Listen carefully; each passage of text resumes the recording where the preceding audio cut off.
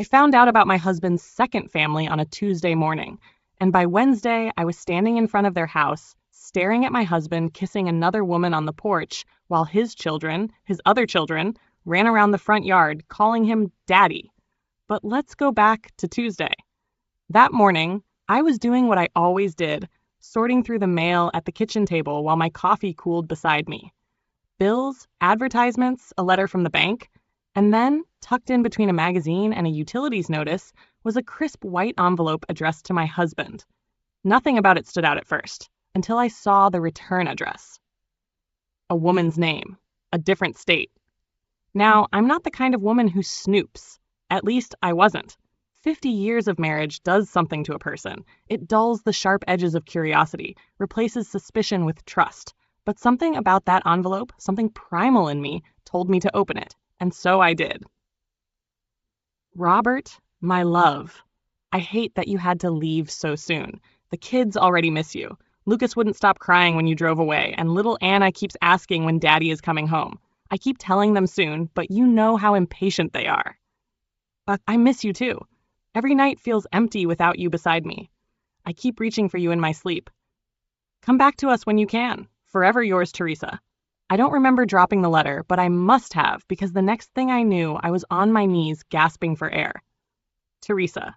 Kids. Daddy. The words tangled in my mind, refusing to make sense. My husband, my Robert, had another life, another family, a woman who missed him, children who cried for him. I didn't cry. Not then. Instead, something inside me snapped. The next thing I knew, I was in my car, the letter clenched in my fist, driving faster than I had in years. I didn't care if he was at work. I didn't care if I looked crazy. 50 years of my life had just been stolen from me, and I wanted answers. But when I got to his office, his secretary gave me a confused look. Mr. Lawson? He took the week off, ma'am. He left town yesterday. Didn't he tell you? I nearly laughed. Of course, he hadn't told me. He hadn't needed to, because I already knew where he was. So I did what any woman with 50 years of loyalty and a heart full of betrayal would do. I booked a flight. I didn't call him. I didn't warn him. I just packed a bag, took that godforsaken letter, and flew across state lines to the address on the envelope. And when I got there, when I saw him standing on the porch, arms wrapped around that woman, her head resting on his chest like I used to do, while two little children played at their feet, I felt my world shatter into 1,000 jagged pieces. I didn't even remember stepping out of the taxi. But suddenly I was there, standing in the middle of the sidewalk, my voice cutting through the air like a blade. Robert Lawson, you lying, two-timing bastard! His head snapped up so fast I thought he might break his neck. And the look on his face when he saw me, it was the look of a man whose carefully constructed double life had just come crashing down. But I wasn't done. Because in that moment, as Teresa turned to look at me, her expression shifting from confusion to something dangerously close to understanding, I realized something else. Something worse. This woman, she wasn't just some fling. She knew me. She knew who I was. And the way her eyes flickered with recognition, with guilt, it meant she had been waiting for this moment all along. For a long moment, nobody moved. My husband, my Robert, stood frozen on the porch, his arms still wrapped around her like a protective shield. The woman, Teresa, stared at me, lips slightly parted, her hands trembling. But it was the way she looked at me that made my blood run cold. Recognition, guilt, and worst of all, pity. The children, a boy and a girl, couldn't have been older than 10. They stood between them, wide-eyed, clutching their mother's skirt. And when I took a step forward, they shrank back. I had flown across states to find my husband, but I wasn't prepared for this. What the hell is this? My voice shook, but I didn't care. I wanted an answer. I deserved an answer. Robert opened his mouth, then closed it. I watched his Adam's apple bob. His face had gone ghostly pale, like a man who had just been sentenced to death. Evelyn, he finally choked out. Just my name, not an explanation, not a single excuse. And that's when I realized he wasn't going to fight it, because he knew he had been caught. I want the truth, I said, stepping closer. I could hear the blood pounding in my ears. All of it. No lies. No bullshit. Teresa turned to him slowly, her hands tightening into fists. You didn't tell her? Her voice was barely above a whisper, but I heard the betrayal in it. Robert, you promised me. Shut up, Teresa, he snapped. His voice came out sharper than I had ever heard it before. And just like that, the woman I had been about to hate, the woman who had stolen my husband, wasn't the only villain anymore. Robert wasn't protecting her. He was controlling her, and she was afraid of him. That realization sent a different kind of chill down my spine. For 50 years, I had thought I knew my husband. But suddenly, I wasn't sure I ever had. Tell me, Robert, I demanded, voice trembling. How long? He exhaled sharply, raking a hand through his graying hair. 20 years, he muttered. Almost 20 years. I swayed where I stood. 20 years, half of our marriage. While I had been raising our children, running our home, loving him, he had been here, playing house with another woman. And the children? My voice cracked on the word. He didn't answer right away, but the little girl, the one who had called him Daddy, buried her face into Teresa's leg. That was all the answer I needed. I pressed a hand to my chest, trying to steady my breathing. How could you? I whispered. How could you do this to me? Evelyn, No, I cut him off. Don't you dare feed me some excuse. My vision blurred with unshed tears, but I refused to cry. I refused to let him see me break. Teresa's eyes darted between us. Her hands were shaking. She wanted to say something. I could see it. You knew, I said suddenly, turning to her. She stiffened. You knew about me. Her silence was deafening. You knew he had a wife and you stayed anyway? Tears welled in her eyes. I thought, she faltered. I thought he was going to leave you. I let out a bitter, humorless laugh. They always say that, don't they? Her bottom lip trembled, and suddenly it hit me. She was just as much a victim as I was. I didn't want to pity her, but I did. Robert had lied to both of us. And just as I was about to say something, just as I was about to demand the whole story, something unexpected happened. The front door burst open, and an older woman stepped out. A woman I recognized. A woman I had known for years. I gasped. Margaret, my best friend of 40 years, stood on that porch, and she looked just as horrified to see me as I was to see her. That's when I knew. This betrayal ran even deeper than I had imagined. I forgot how to breathe. Margaret, my best friend, stood there on that porch, her eyes wide with shock, her lips slightly parted as if I had caught her in the middle of something unspeakable. But I wasn't the one who had been caught. It was her. Margaret? My voice cracked under the weight of betrayal. What are you doing here? Her reaction told me everything before she even spoke. The way her fingers clenched into fists, the way her gaze flickered, briefly, to Robert, then to Teresa, and finally back to me. She was nervous. Margaret had never been nervous in the 40 years I'd known her. Evelyn, she started, forcing an uneasy smile. This isn't what it looks like. But it was. I stepped forward, my hands trembling at my sides. How do you know her? I asked, motioning toward Teresa. Margaret's mouth pressed into a thin line. Teresa was watching her now, her face carefully blank, but I could see it, an edge of something close to fear. And that's when it hit me. You knew. My stomach churned violently. You knew about them this whole time, didn't you? Margaret's lips parted, then closed. She didn't deny it. The betrayal was a slow burn, crawling up my chest, tightening around my ribs like a vice. How long? I demanded, my voice hoarse. How long have you known my husband was cheating on me? Margaret swallowed hard. Evelyn, long. A long silence stretched between us, the kind that swallows the air, drowns out everything else. Finally, she sighed. Since the beginning. A sharp ringing filled my ears. Since the beginning? I repeated, my voice nearly a whisper. You mean, when I was crying to you? When I was begging you for advice? You already knew? Margaret closed her eyes. What? It's not that simple. No, I spat. It's exactly that simple. I staggered back, shaking my head.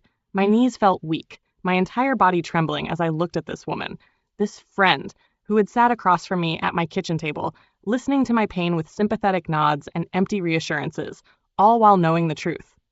You watched me suffer, I whispered, my voice breaking. You let me blame myself. You let me think I was crazy. A tear slipped down Margaret's cheek, but I felt no sympathy, because I could see it now. Not just guilt, but something else, something darker. Why? I breathed. Why would you do this to me? She let out a shuddering breath. Because, she said slowly, for years, all I ever heard from you was how perfect your life was. I froze. The trips, she continued, her voice bitter now. The luxury, the expensive dinners, the way Robert spoiled you. Do you know what it's like, Evelyn? To sit there, pretending to be happy for your best friend, while knowing you will never have what she has? My stomach dropped. Margaret, you had everything, Evelyn, she snapped, her eyes flashing, and you never even realized it. I could barely process what I was hearing. So, what? You hated me? You were jealous? She let out a bitter laugh. No, I didn't hate you. I just wanted you to know how it felt to lose something for once in your perfect little life. A sickening realization dawned on me. It was you. Margaret held my gaze. You're the reason Teresa met Robert, aren't you? The silence was deafening. And then, finally, she nodded. The breath left my lungs in a sharp gasp. I set up her internship, she admitted. I told Robert she was my niece, that she was young, smart, ambitious. You even helped me get her into his company, Evelyn. Remember? You spoke to Robert about it. You put in a good word. I felt like I was going to be sick. But I never introduced them, she continued.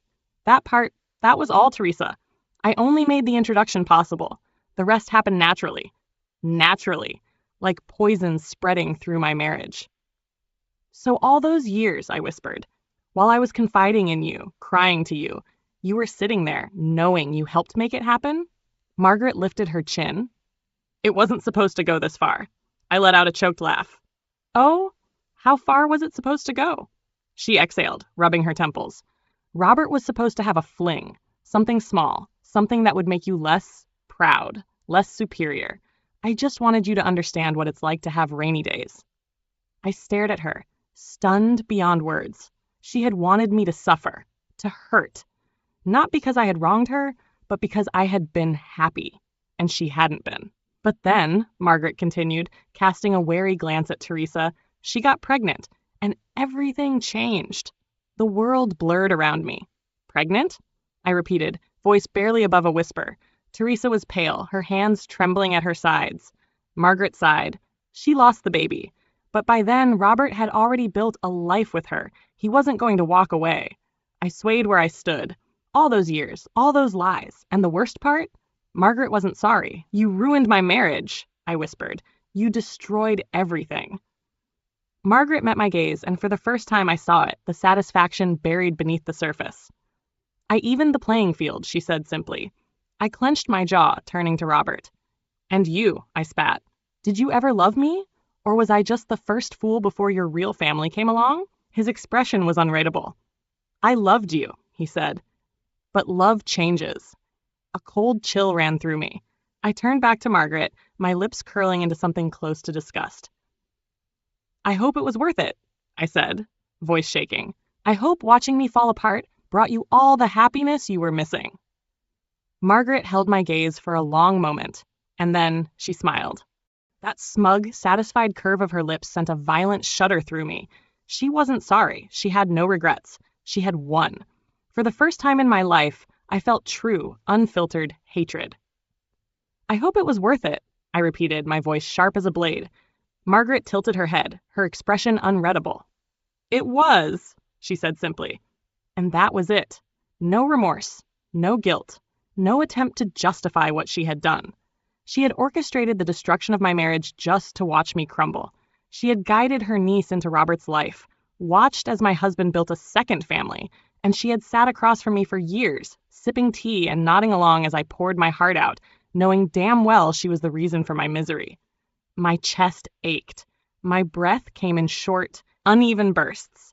And then, suddenly, everything inside me, every ounce of heartbreak, every piece of sorrow, was overtaken by something else. Rage. Deep, burning, unstoppable rage. I turned to Robert, who was watching me with something close to discomfort, as if he had only just now begun to grasp the depths of the damage he had caused. You threw away 50 years, I said, my voice eerily calm. For what? He swallowed, shifting uncomfortably. Evelyn? No. I lifted a trembling hand. Don't say my name. Don't you dare say my name. Robert sighed, rubbing a hand down his face. I never meant to hurt you. I let out a sharp, bitter laugh. You never meant to? You built a whole life behind my back, Robert. You had a child. We lost the baby? Teresa interrupted, her voice tight. I snapped my gaze to her. And what? I spat. You think that makes this easier? You think that erases the years of deceit? Her eyes glistened with unshed tears, but I didn't care. Not one bit. She had wrecked my marriage. She had taken my husband and built a future with him while I sat alone, wondering why my life was falling apart. You ruined my family, I whispered, my voice trembling. And for what? A man who would have done the same to you given enough time? Teresa flinched. Because she knew. Deep down, she knew. Robert wasn't faithful. He wasn't loyal. If he could do it to me, his wife of 50 years, he could damn well do it to her too. And one day, he would. You deserve each other, I said coldly, all of you. I turned on my heel, ready to leave this hell behind. But then, Margaret laughed, a small, satisfied chuckle, and I froze. You act so righteous, Evelyn, she mused, crossing her arms. But I know you. I know how much you loved being admired. You thrived on it. You lived for the attention Robert gave you. I spun to face her, my pulse hammering in my ears. You think this is funny? I hissed. I think it's justice, she said coolly. You walked around for years like your life was a fairy tale, Evelyn, always talking about how wonderful Robert was, how lucky you were. You never once thought about how it made the rest of us feel. I took a slow, steady breath. So you punished me? I said, my voice laced with venom. For being happy? Margaret shrugged. Happiness should be shared, Evelyn, not shoved in people's faces. I stared at her, barely recognizing the woman in front of me. This was my best friend? This bitter, twisted monster? A slow, cruel realization crept into my mind. She hadn't just wanted me to suffer. She had enjoyed it. She had relished in my pain. I clenched my fists. I hope it was worth it, I whispered. Margaret smirked. It was. A cold silence settled between us. Then slowly I smiled. Good, I said. Margaret's smirk faltered. Because you're going to need that satisfaction to keep you warm when you lose everything. For the first time, a flicker of uncertainty crossed her face. What do you mean? She asked, wary now. I let out a breath, my anger simmering beneath the surface like a storm ready to break. You think I was just going to walk away? I asked, tilting my head.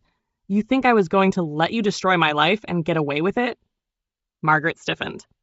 What are you saying? She demanded. I took a step forward. I'm saying you made a mistake, Margaret, I murmured. You should have let me walk away. You should have let me leave in peace. Her face paled. Because now, I continued, my voice eerily soft, I'm going to make you feel what it's like to lose everything. Margaret took a step back. You're bluffing, she scoffed. You have nothing on me. I smiled. You think I don't have proof? Her eyes widened. I recorded everything. The blood drained from her face. What? She whispered. Every word, I said, my smile widening. Every smug little confession you just made, it's all recorded. And guess what? I have plenty of people who would love to hear it. Margaret stumbled back, her lips parting. Evelyn, you wouldn't. I leaned in. Watch me. And with that, I turned on my heel and walked away. Because this wasn't over. Not even close. Margaret had spent years plotting against me. Now, it was my turn. Robert and Margaret thought they had won. They thought I would shrink away, broken and humiliated, while they lived happily ever after on the ruins of my life. But they forgot one thing. I was not a woman to be underestimated, and I was about to remind them exactly why. The first strike, exposure. I sat at my desk, the recording open on my phone. Happiness should be shared, Evelyn, not shoved in people's faces. I hope it was worth it. It was. I didn't hesitate. I attached the recording to an email and sent it out. Not to strangers, not to gossip pages. No, I sent it to the people who mattered.